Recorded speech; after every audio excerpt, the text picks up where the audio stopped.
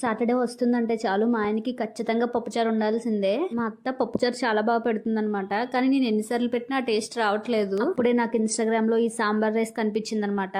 ఇంకా వెంటనే ట్రై చేశాను. మా ఆయనకు కూడా నచ్చింది. సరేలే అని చెప్పి ఇంకా ప్రతి శనివారం అదే చేసేదాన్ని. నేను 6 మంత్స్ ఆంధ్రాలో, మా ఆయనేమో తమిళనాడులో ఉండటం వల్ల ఈ రెసిపీని పాపం చాలా మిస్ అయ్యారంట. అందుకని ఈరోజు చేయమని చెప్పారు. అప్పుడు నా దగ్గర వెజిటబుల్స్ కూడా ఏం లేవు. కానీ సింపుల్‌గా చేసేసాను. ఆయిల్ హీట్ అయిన తర్వాత జీలకర్ర, మిరియాలు వేసి కొద్దిసేపు ఫ్రై అవ్వనివ్వండి. తర్వాత అందులోనే పచ్చిమిర్చి, కరివేపాకు, కొంచెం ఉల్లిపాయలు, టమాటాలు వేసి బాగా ఫ్రై చేసుకోండి. ఈ రెసిపీలో మెయిన్ అయితే సాంబార్ పౌడర్ అనమాట. అలానే కారం కూడా తగినంత వేసుకుని బాగా కలుపుకొని ముందుగానే కడిగి నానబెట్టుకున్న కందిపప్పు రైస్ని కుక్కర్లో వేసుకుని ఒకసారి కలిపేసుకుని తగినంత వాటర్ వేసి 3 విజిల్స్ వచ్చే వరకు మూత పెట్టి వదిలేయండి.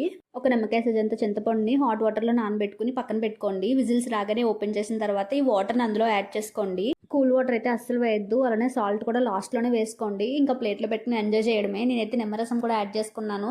సూపర్గా ఉంటుంది. నా వీడియో నచ్చితే ఒక లైక్ ఇవ్వండి. ఛానల్ని సబ్స్క్రైబ్ చేసుకోవడం మర్చిపోకండి.